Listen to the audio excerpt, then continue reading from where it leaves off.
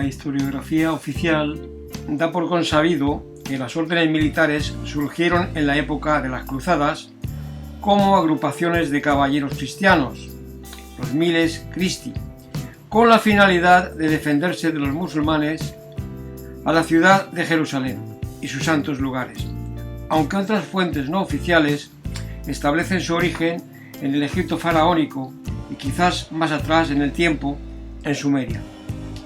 Es en el siglo XVIII cuando estas sociedades secretas se encuentran más potenciadas, protegidas y encabezadas por la élite financiero-política. Para conocerlas un poco y ver cuáles eran y son sus cometidos, tendremos que hacer una breve introducción de cómo y por qué surgieron y cómo evolucionaron. Estas primeras sociedades fueron la Orden Hospitalaria de San Juan de Jerusalén, de Rodas y de Malta, Soberana Orden Militar de Malta que conocemos hoy en día, y Orden del Santo Sepulcro de Jerusalén por Gerardo Thun entre el 1084 y 1099, y la Orden del Temple que se fundó en el 1128. Los caballeros se encontraban sometidos a votos religiosos. Estos individuos, que en su gran mayoría no eran religiosos, estaban compartimentados en distintos grados de pertenencia: monjes soldado, caballeros asociados, servidores, etc. El rector, director o jefe de la orden recibe la denominación de Gran Maestre. Con el transcurso del tiempo, además de sus logros militares, estas órdenes comenzaron a amasar grandes posesiones y riquezas, siendo a su vez impulsoras de numerosas innovaciones técnicas y culturales. Sirva de ejemplo el sistema de infraestructura bancaria que después se aplicarían con buen ojo los venecianos, de la mano de lo que hoy podemos llamar o se le denomina nobleza negra veneciana. Por otro lado, en el mundo musulmán surgieron algunos modelos. El más llamativo de ellos son los chiitas, Hassan, de donde deriva la palabra asesino, movimiento creado por Hassan bin Sabah en Persia a finales del año 1000. Sus descendientes son los Aga Khan, que son los imanes ismaelitas nizaríes del chiismo. Actualmente es un reino sin país y se calcula que serán unos 20 millones de personas. Una característica muy generalizada que se da de manera constante dentro de este tipo de asociaciones es que existen muchos enigmas y una ligazón muy fuerte con el secretismo. Ya se sabe que la información es poder. Y el esoterismo, especialmente esta circunstancia, se observa en las órdenes más antiguas y conocidas. El hambre, las enfermedades, las guerras eran preludio de un fin fatal y definitivo para aquellas mentes oprimidas del año 1000 por el miedo al castigo divino. Por ello, en vista que el fin se cernía sobre ellos, se dispusieron a viajar en peregrinación a Tierra Santa, en aquellos momentos bajo el dominio de los califas de Bagdad y el Cairo, quienes por su tolerancia religiosa permitieron la libre circulación. Estos eran fatimíes, seguidores de Fátima Az-Zahra, hija de Mahoma, aunque su origen no está muy claro. La situación cambia y los otomanos, seljúcidas, pueblos nómadas de Irak, Irán y Asia Menor del siglo XI-XIII, conquistan Jerusalén en el 1090. A partir de este momento, los peregrinos sufren asaltos y persecuciones, por lo que no se debía permitir esta situación. Y es aquí cuando, combatir estas humillaciones y vejaciones, el Papa Urbano II, el 27 de noviembre del 95, reúne el concilio en Clermont-Ferrand, Francia, proclamando: todo el mundo debe hacer renuncia de sí y cargar con la cruz. En un principio, los inicios del movimiento cruzado se limita a pobres, hambrientos, mendigos, que habían cosido una cruz roja en su pecho, marchando a liberar Jerusalén al grito de «Dios lo quiere». Pedro el Ermitaño y Gautier Saint-Avoir, junto con una multitud, llegaron al actual Estambul, Constantinopla entonces, el sábado de Pascua de 1096, pero no consiguieron nada porque no tenían medios y fueron masacrados o murieron de hambre o de peste.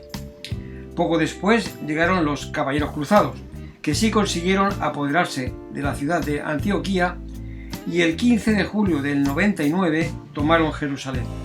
Esa fue la primera cruzada de las 8 que los historiadores nos dicen que ocurrieron. Después de la cuarta cruzada, la cruzada de los niños o cruzada infantil, fue un conjunto de hechos históricos y relatos fantásticos durante el año 1212. Hay diferentes versiones sobre este hecho, pero todos tienen en común que estos niños fueron liderados por un hombre que les llevó hasta Génova, en el caso de los niños que partieron de Alemania, y hasta Marsella, en el caso de los niños de Francia, que querían partir desde esos puntos hasta Jerusalén. La mayoría acabó muriendo en el mar o terminaron siendo esclavos cuando llegaron a Alejandría. Los historiadores debaten hasta la actualidad la autenticidad de los hechos. En la versión romántica se dice que un niño de Alemania o de Francia llamado Nicolás fue visitado por Jesús e instruido para dirigir la cruzada.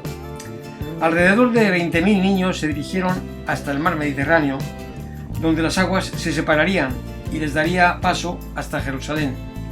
Al final el mar no se abrió, por lo que los dos comerciantes les dejaron 7 barcos. Los niños fueron engañados y llevados hasta Túnez, donde fueron esclavos, aunque muchos otros murieron en el mar e incluso en el camino hacia el Mediterráneo. Por lo que respecta a la península ibérica, a la misión de reconquista se le dio el carácter de cruzada, aplicándose las mismas pautas que en Tierra Santa. El orden del Temple, los templarios, surgen a finales del primer milenio, con todo lo que conllevaba el momento y el cambio a un nuevo milenio, a nivel espiritual y religioso de la gente. El Apocalipsis, el infierno, el paraíso. El Concilio de Troyes en el 1128 fue fecha de nacimiento de la Orden del Temple, y ahí es donde comienza el enriquecimiento y poder de la mano del papado. Su primer gran maestre fue Hugues de Païen, que falleció en el 1136. En 1306, Felipe el Hermoso de Francia expropia a los judíos y los expulsa de Francia, y el 13 de octubre de 1307 arresta a los templarios y les quita sus bienes, bajo el beneplácito del Papa Clemente V. El 19 de marzo de 1314 habían transcurrido 7 años desde que se dio inicio el proceso al gran maestre Jacques de Molay, que fue quemado vivo en la hoguera en París, en el islote de los judíos, del Sena, en donde se encuentra la actual Plaza Dauphiné. Y atado al poste de la pira lanzó su famosa maldición. Papa Clemente, Rey Felipe, antes de un año yo os emplazo a comparecer ante el tribunal de Dios para recibir vuestro justo castigo. Malditos, malditos, seréis malditos hasta que las 13 generaciones de vuestra estirpe. Esa maldición del gran maestre tuvo su respuesta inmediata. El primero que falleció fue el Papa, a los 37 días. Ya estaba enfermo, pero una noche fue presa de un dolor insufrible que le mordía el vientre. Sus galenos comunicaron que había muerto, a merced de unos horribles sufrimientos. El rey francés murió el 29 de noviembre, al chocar con la rama de un árbol mientras montaba a caballo por el bosque de Fontainebleau. El golpe fue tan grave que el monarca pereció de una parálisis general, con gran padecimiento hasta su minuto final. Estos templarios tenían riquezas y posesiones, de hecho tenían voto de pobreza y también de castidad, siguiendo la regla benedictina de Hugues de Païen, su fundador. Incluso tenían que compartir su montura con otro caballero, y de ahí surgió el emblema de los templarios, que son esos dos guerreros montados en un mismo caballo. Cuando el rey de Francia montó el infame proceso, eso se presentó como un indicio de homosexualidad. Por otro lado, existían y existen ciertas ceremonias secretas que daban o dan a entender homosexualidad, pero a fin de cuentas se trata de un rito iniciático y de hermandad. ¿Apareció la Orden del Temple? Pues no. En España, por ejemplo, para su defensa, se refugiaron en algunas, como la de Calatrava en 1158, la de Alcántara de 1177, pasando posteriormente a la de Montesa de 1317 y a la Orden del Cristo en Portugal de 1323. El hábito dado a los caballeros de Calatrava era un manto blanco con una cruz roja patada, como la templaria. La cruz de Caravaca de la Cruz, en la provincia de Murcia, es un vivo ejemplo de ello. La bandera suiza es una cruz templaria. Suiza ya sabemos que es un paraíso fiscal, con grandes bancos. Recordad que los templarios fueron los inventores de la letra de cambio y el sistema bancario, que, como anteriormente he indicado, después copiarían a la perfección los venecianos en el 480. Colón, el portugués Vasco de Gama y los grandes descubridores no llevaban en sus velas el pabellón de sus reinos, sino la cruz patada del temple. De historiadores e investigadores indican que Colón fue a la ciudad portuguesa de Tomar a consultar y con seguridad robar los archivos de la Orden del Cristo y poder emprender el viaje con los mapas obtenidos. La gran cantidad de plata circulante en un momento de escasez, antes del descubrimiento de América, es otro de los misterios que no se ha desvelado, pero que casi con seguridad esté vinculado al tráfico marítimo templario. Nos preguntamos, ¿sabían ellos las rutas y las utilizaban? Existen pocos datos de la existencia de estas relaciones templarias con América, pero los datos arqueológicos y etnológicos no se pueden obviar. Ya dijimos que la Orden de San Juan de Jerusalén, mejor conocida como Orden de Malta, fue una de las primeras que surgieron a la luz de las cruzadas, en el 1099. La Orden tuvo su primera sede oficial en el año 1142 y se ubicó en el castillo de Krak de los Caballeros en Siria.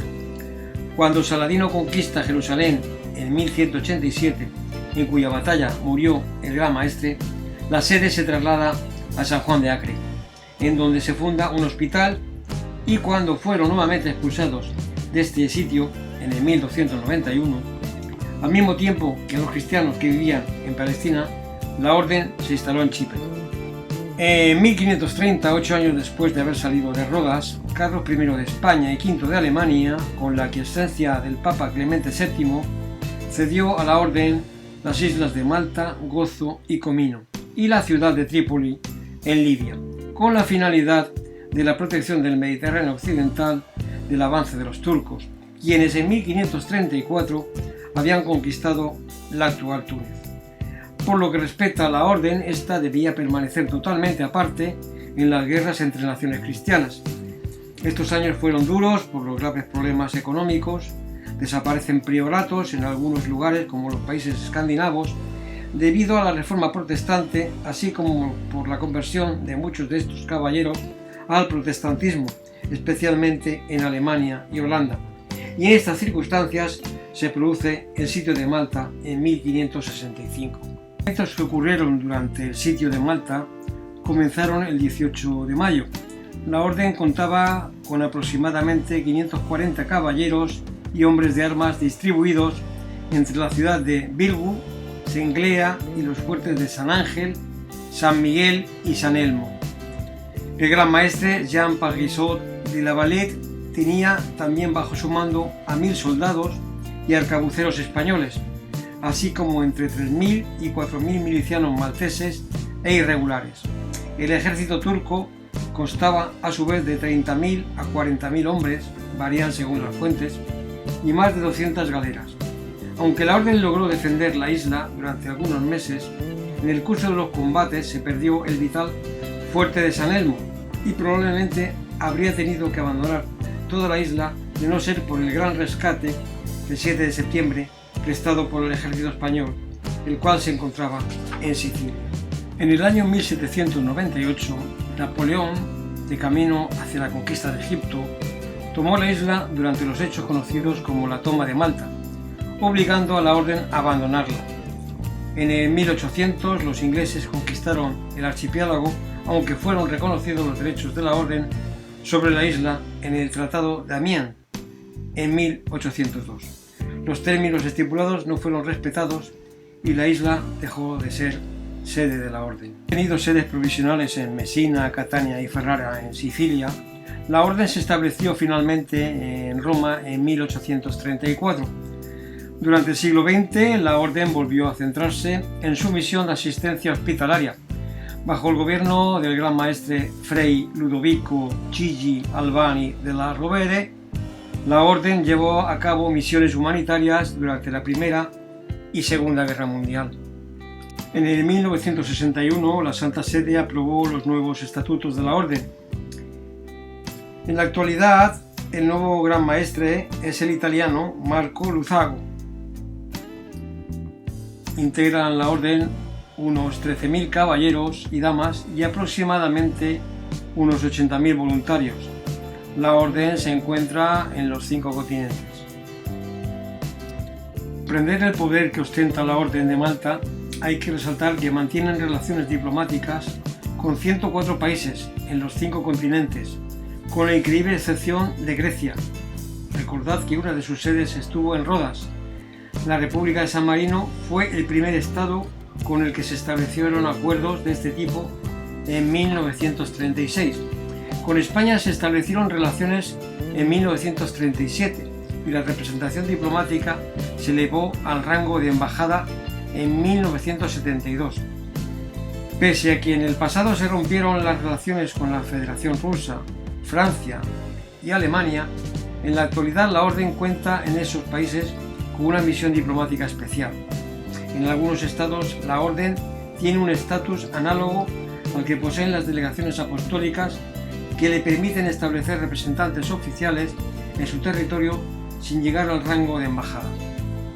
General de la ONU del 24 de agosto de 1994, recordemos que la matanza de París la noche de San Bartolomé ocurrió el 24 de agosto de 1572. Pues bien, la Asamblea resolvió de invitar a la Orden a participar en sus periodos de sesiones y trabajos en calidad de observadores. La propuesta fue patrocinada por 71 países y aprobada sin necesidad de votación. La Orden aceptó la invitación y nombró un representante con rango de embajador que tomó posesión el 26 de septiembre de ese mismo año. En el anexo de la petición se habla de un reconocimiento de su soberanía absoluta como miembro en pie de igualdad de la comunidad internacional por parte de 64 países. En este también se pone de manifiesto que los miembros de la Orden son ciudadanos reales de sus países respectivos.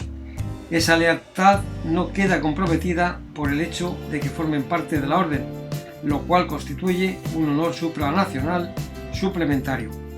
La Orden también tiene representaciones en muchas otras organizaciones internacionales, entre las que destacan el Comité Ejecutivo del Alto Comisariado para los Refugiados de la ONU, la Organización Mundial de la Salud, la Cruz Roja, la FAO, la UNESCO, el Consejo de Europa. En la primera charla que dio inicio a las jornadas en honor al sabio español don Jorge Juan y Santa Cilia, ilustre Monfortino, nacido el 5 de enero de 1713, dije que me interesaba saber si el sabio español tuvo alguna relación o viajó a La Rochelle. Pues bien, este puerto fue el principal puerto templario y poco o casi nada sabemos de las materias que se movían allí. Lo que sí sabemos es que tenía mucha actividad. ¿Y qué tienen que ver los templarios con la Orden de Malta? Pues personalmente creo que, como dije antes, la Orden no desapareció, sino que se esfumó. Cayeron algunas cabezas, pero la estructura permaneció. El papado y el rey Felipe el Hermoso se apoderaron de una parte de sus riquezas, pero no de todas. Así que lo que hicieron fue difuminarse entre otras órdenes y apoderarse de las mismas con el paso del tiempo, ocupando los altos puestos de las mismas. La simbología es la llave que se utiliza para que el iluminado pueda acceder al conocimiento secreto, y este lenguaje frecuentemente usado por estas órdenes nos dan las pistas para canalizar los vasos comunicantes entre ellas. Orden de la Jarretera, fundada en 1348 por el rey Eduardo III. El día de San Jorge, patrono de la Orden y de Inglaterra, el 23 de abril, murieron Cervantes, Shakespeare y el Inca Garcilaso de la Vega. La leyenda hay que entroncarla con los mitos de Sirgut, Perseo y Marduk, o con el libro del Apocalipsis, con el enfrentamiento entre el arcángel San Gabriel y Satanás, que se presenta en forma de dragón. Como bien se conoce, el dragón es un animal muy representado en la cultura china. Ya decíamos que la simbología es primordialmente esencial y la numerología igualmente entre las órdenes sociedades militares secretas. El catarismo fue una doctrina religiosa del siglo X que llegó a resultar un peligro para la nobleza y la Iglesia Católica de Francia y el norte de España. Los cátaros o albigenses fueron un grupo religioso que cobró gran importancia en algunas zonas de Europa entre los siglos X y XIII. Sus doctrinas fueron calificadas como heréticas por la Iglesia Católica, que luchó por erradicarlas con instrumentos tan contundentes como la Santa Inquisición o las primeras cruzadas. Su recuerdo sigue vivo en las regiones del Languedoc en Francia y en las leyendas sobre los conocimientos y tesoros que ocultaban, entre los que podría encontrarse el mismísimo Santo Grial. ¿Qué es el catarismo? El catarismo es una doctrina dualista basada en corrientes agnósticas y neoplatónicas que mantiene que el universo está formado por dos mundos en conflicto, el espiritual creado por Dios y el material creado por Satán, el yin y el yang asiático, nada nuevo. Estas creencias suponían un ataque a la Iglesia Católica y a la Biblia. Según esta filosofía, el Dios del Antiguo Testamento era en realidad el demonio, ya que un Dios espiritual no habría creado el mundo material, lleno de pecado e imperfección. Apoyaban esta creencia con la visión que se da en el Antiguo Testamento de un Dios celoso y vengativo. También decían que Jesucristo no podía ser la reencarnación de Dios, ya que éste no se habría reencarnado en un ser impuro o contaminado por el pecado. Hola, no estoy ducho en este tema, pero presentaré un esbozo. No se trata de mística ni de magia, es ciencia. Solo escasas personas tienen permiso para estudiar la cábala y se dice que solo si son judíos. Pero ello no es cierto, puesto que hubieron cabalistas que instruyeron a personas no judías. Todos los cabalistas aceptaron discípulos que fueran dignos, no por sus atributos físicos, externos, sino por un tributo interior que se llama Yehud. Acordaros de la fuerza del Jedi en la Guerra de la Galaxia, pues más o menos. Es imprescindible disponer de una gran sabiduría en Guairemá, Mishá, etc. antes de comenzar los estudios de la cábala. Si no se comprende la Torá y la Guemará, tampoco podrá entenderse la cábala.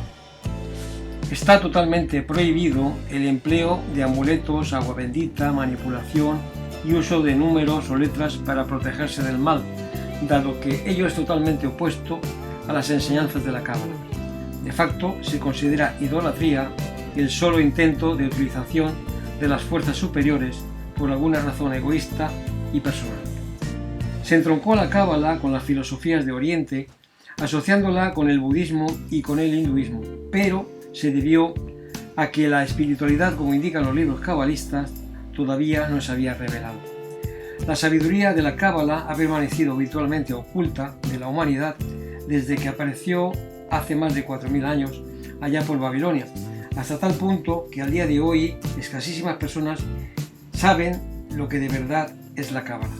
Durante miles de años se ha estado engañando a la humanidad con una serie de pantomimas bajo el nombre de cábala, hechizos, maleficios, milagros, sucesos paranormales, todo menos el verdadero método de la cábala. Rab, Yehuda, Leib, Halevi, Asaj, Baal, Asulam, cabalista, nos proporciona la siguiente definición en su artículo La esencia de la sabiduría de la cábala. Esta sabiduría no es ni más ni menos que una consecuencia de raíz que se descuelgan a la manera de causa y efecto en las reglas fijas y determinadas, entretejiéndose en una única y exaltada meta descrita como la revelación de su divinidad a sus criaturas en este mundo. En un lenguaje llano y comprensible podemos decir que existe una fuerza superior que abarca todo, o el creador que gobierna todo lo que existe en la realidad. Todas las fuerzas del mundo descienden de esta fuerza exhaustiva. Algunas de estas fuerzas nos son muy familiares. la gravedad, la electricidad, mientras que existen fuerzas de un orden superior que actúan al tiempo que se mantienen ocultas a nosotros. La Cábala posee el mapa o el conocimiento sobre estas fuerzas ocultas, la forma en que están estructuradas y las leyes mediante las cuales nos influyen. Nos enseña cómo desarrollar un sentido especial para percibir estas fuerzas y finalmente descubrir su único propósito, conducirnos a la revelación del Creador mientras vivimos en este mundo. En el 18 surge la que creo yo la mayor y más poderosa orden militar de todos los tiempos. La orden nace en la ciudad de Ingolstadt el 1 de mayo de 1776 en la Baviera, Alemania.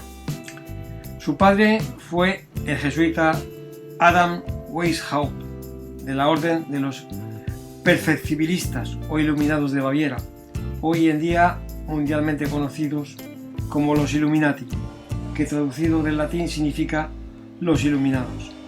Cuando al principio hablábamos sobre el secretismo, el esoterismo, el ritualismo, a los que estas órdenes estaban ligadas, se observa ciertas pautas y o coincidencias ligadas a la numerología, a la Cábala, principio a los cuales están muy duchos y dados a utilizar.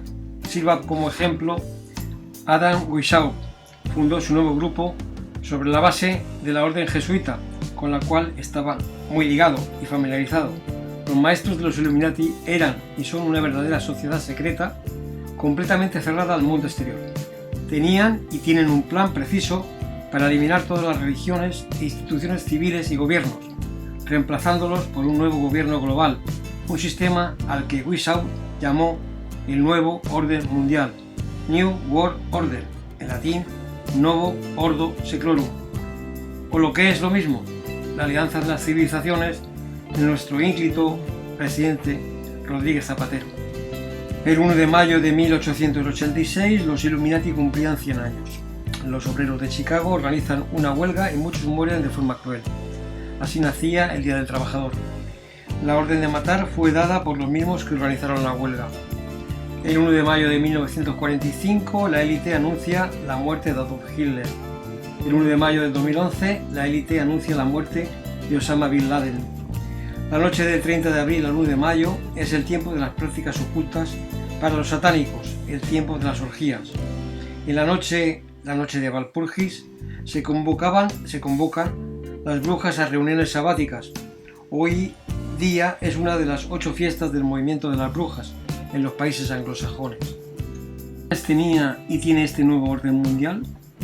La escritura Nesta Webster, en su libro World Revolution, Revolución Mundial, punteó algunos de estos objetivos ya descritos por Adam Weishaupt en 1776. Primero, un solo gobierno que aglutinara a todos los gobiernos. Logros al día de hoy: ONU, Mercado Común, Mercosur, Mercasia Información, el euro, el futuro AMERO de México, Estados Unidos y Canadá. Segundo punto, los pequeños gobiernos locales estarían integrados dentro de este gran Estado supranacional. Tercer punto, abolición de la propiedad privada, sí, pero en manos de unos pocos. Cuarto punto, abolición de la herencia, para que el Estado, ellos, los poderosos, se la apropien. Quinto punto, abolición de la familia. Se utiliza al hombre y a la mujer como mano de obra esclavo para que el niño quede a la deriva en manos del Estado y los padres no puedan conjuntarse como una familia de verdad.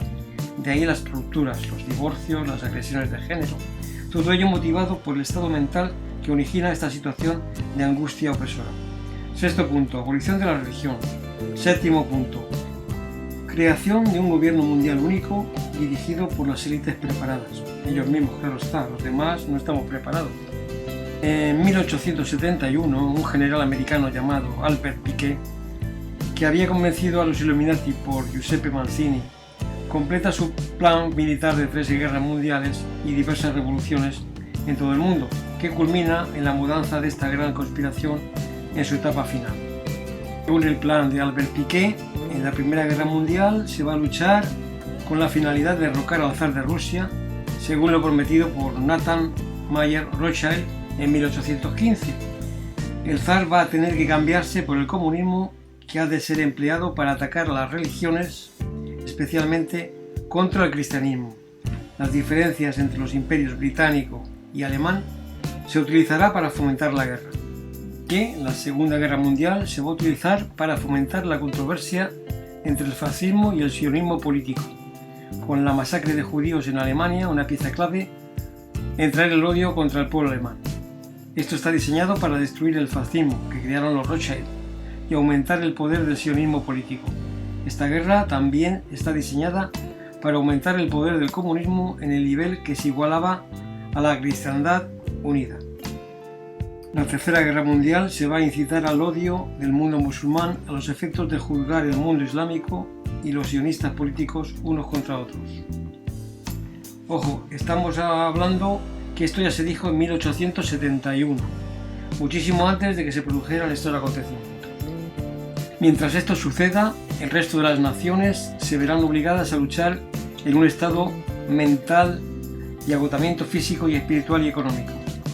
El 15 de agosto de aquel año, Albert Piquet escribió una carta depositada hoy en el Museo Británico a Giuseppe Mazzini, en el que expresa lo siguiente: vamos a dar rienda suelta a los nihilistas y los ateos y vamos a provocar un gran cataclismo social que en todo su horror mostrará claramente a todas las naciones el efecto del ateísmo absoluto, los orígenes de la barbarie y de la mayor agitación sangrienta. Entonces todo el mundo, la gente, se verá obligada a defenderse contra la minoría mundial de revolucionarios del mundo y los exterminará a estos destructores de la civilización y las multitudes desilusionadas con el cristianismo, cuyos espíritus serán a partir de ese momento sin dirección y liderazgo y ansiosos por un ideal pero sin el conocimiento de a dónde enviar su adoración. Recibirán la verdadera luz a través de la manifestación universal de la doctrina pura que Lucifer llevó finalmente a cabo a la luz pública. Una manifestación que será el resultado de un movimiento reaccionario general que seguirá a la destrucción del cristianismo y el ateísmo, ambos conquistados y exterminados al mismo tiempo. Piquet, quien después de haber sido elegido como soberano gran comendador del rito escocés de la jurisdicción del sur de la masonería en 1859, fue el masón más poderoso de América. Se mantendría en el cargo durante 32 años hasta su muerte en 1891. También publicó un libro sobre el tema en 1872 titulado Moral y dogma del rito escocés antiguo y aceptado de la francmasonería, en la que francamente dice lo siguiente: Lucifer, el portador de luz, extraño nombre y misterioso para el espíritu de oscuridad. Lucifer, el hijo de la mañana, es él quien lleva la luz y con sus esplendores intolerables ciega almas débiles, sensuales o egoístas. No lo dude. Mayer Amschel Rothschild dijo: permitidme fabricar y controlar el dinero de una nación y ya no me importará quién haga las leyes. Toda esta élite económico-político-militar controlan todo. Entre 9 y 12 familias son las propietarias de los grandes bancos: Chase Manhattan Bank, JP Morgan, Citigroup, Goldman Sachs, las grandes petroleras, Exxon, Texaco, las grandes farmacéuticas, las grandes universidades, Harvard, Yale, grandes empresas de armamento, agroquímicas. Algunos de estos bancos, petroleras, universidades, etcétera, que acabo de nombrar, son propiedad exclusiva de la familia Rockefeller, aunque en la sombra están los Rothschild. La Reserva Federal Norteamericana, el Fondo Monetario Internacional, la Trilateral, el Banco Mundial, la FAO, la OMS, el Banco Central Europeo, la ONU, el Centro del Cáncer de Houston, etcétera, etcétera. En todos esta casta familiar están ahí. Tiene metidos sus tentáculos y casi todos estos organismos fueron fundados y auspiciados por ellos, con su empleado polaco, el Wierzynski. Como dato relevante, debemos de saber que la sede de la ONU está construida dentro del solar propiedad de Rockefeller. Los grandes bancos norteamericanos fueron rescatados por la Reserva Federal Norteamericana, siendo ellos mismos los propietarios de la Reserva Federal. En internet podemos ver los listados de los importes que estos megabancos han recibido de la Fed. Asusta las cantidades que podemos contemplar. Podríamos acabar con el hambre y las guerras del mundo con una ínfima parte de ese dinero. Vergonzoso. Sería una palabra muy suave para definir este latrocinio. Un dato interesante a tener en cuenta a la hora de buscar explicaciones a la situación de la crisis que padecemos desde el 2008. Thomas Jefferson. El presidente norteamericano Thomas Jefferson dijo: pienso que las instituciones bancarias son más peligrosas para nuestras libertades que ejércitos enteros listos para el combate. Si el pueblo americano permite un día que los bancos privados controlen su moneda, los bancos y todas las instituciones que florecerán en torno a los bancos privarán a la gente de toda posesión, primero por medio de la inflación, enseguida por la recesión, hasta el día en que sus hijos se despertarán sin casa y sin techo sobre la tierra que sus padres conquistaron. El congresista Louis T. McFadden, en su discurso ante la Cámara de Representantes del 10 de junio de 1932, manifestó: Señor presidente, tenemos en este país una de las instituciones más corruptas que el mundo haya conocido jamás. Me refiero a la Junta de la Reserva Federal y los bancos de la Reserva Federal. La Junta de la Reserva Federal, una junta de gobierno, ha engañado al gobierno de los Estados Unidos y el pueblo de los Estados Unidos, sin dinero suficiente para pagar la deuda nacional. Las depreciaciones y las iniquidades de la Junta de la Reserva Federal y los bancos de la Reserva Federal, que actúan juntos, han costado a este país bastante dinero para pagar la deuda nacional varias veces. Universidad de Yale, propiedad de Rockefeller, con la logia Skull and Bone, de 1832, calavera y huesos. Todos los presidentes USA que pasaron por Yale, todos pertenecieron a esta sociedad secreta. Se dice que Bush abuelo, quien pertenecía a la logia, como lo fueron después su hijo y su nieto, futuros presidentes, robó la calavera del jefe apache Jerónimo. El presidente norteamericano John Fitzgerald Kennedy dijo en uno de sus últimos discursos: la sola palabra secreto es repugnante en una sociedad libre y abierta, y nosotros somos gente inherentemente e históricamente opuestos a sociedades secretas, juramentos secretos, procedimientos secretos. Algunas personas piensan que los bancos de la Reserva Federal son instituciones del gobierno de los Estados Unidos. No son las instituciones gubernamentales, son monopolios privados de crédito que se aprovechan de la gente de los Estados Unidos en beneficio de ellos mismos y sus clientes extranjeros y nacionales, estafadores, especuladores y los ricos y los prestamistas predatorios de dinero. En la revista digital www.eleconomista.es, el 28 de noviembre de 2011, se publicaba la siguiente noticia. Según recogía la revista americana Bloomberg Markets, la Fed, la Reserva Federal, llegó a comprometer 7,7 billones de dólares entre 2007 y 2009, incluyendo garantías, además de préstamos, para salvar al sistema financiero mundial. Entre los bancos que recibieron las ayudas se encuentran los españoles Santander y BBVA, que obtuvieron unos beneficios de 96,2 y 84,1 millones de dólares respectivamente gracias a ello. Fue John Sweeton, que fue redactor en jefe del New York Times, el 25 de septiembre de 1980, en una cena de gala del gremio periodístico, en donde él era uno de los homenajeados, alguien propuso un brindis por la libertad de prensa. No existe lo que se llama prensa independiente, a menos que se trate de un periódico de una pequeña villa rural. Vosotros lo sabéis, y yo lo sé. No hay ni uno solo entre vosotros que ose expresar por escrito su honrada opinión, pero si lo hiciera, sabéis perfectamente que vuestro escrito no sería nunca publicado. Me pagan $150 semanales para que no publique mi honrada opinión en el periódico en el cual he trabajado tantos años. Muchos entre vosotros recibís salarios parecidos por un trabajo similar, y si uno cualquiera de vosotros estuviera lo suficientemente chiflado para escribir su honrada opinión, se encontraría en medio de la calle buscando un empleo cualquiera, exceptuando el de periodista. El trabajo de periodista en Nueva York consiste en destruir la verdad, mentir claramente, pervertir, envilecer, arrojarse a los pies del mamón, vender su propia raza y su patria para asegurarse el pan cotidiano. Vosotros lo sabéis y yo lo sé. Así pues, ¿a qué viene esa locura de brindar a la salud de una prensa independiente? Somos las herramientas y los lacayos de unos hombres extraordinariamente ricos que permanecen entre bastidores, Somos unos polichinelas, ellos tiran de los hilos y nosotros bailamos al son que ellos quieren. Nuestros talentos, nuestras posibilidades y nuestras vidas son propiedad de otros hombres. Nosotros somos unos prostitutos intelectuales. ¿Entendéis ahora por qué la prensa española, tanto escrita como visual, se comporta como se comporta? Pues ahí lo tenéis claro. Benjamín Disraeli, conde de Beaconsfield, político y escritor de origen sefardí, español, dijo: el mundo está gobernado por personajes muy diferentes de lo que se imaginan ellos, que no están detrás de las escenas.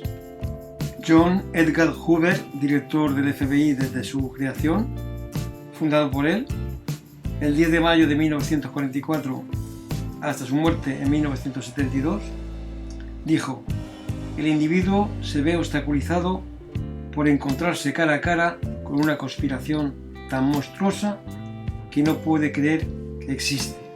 Decía nuestro querido e intelectual compatriota Jaime Balmes.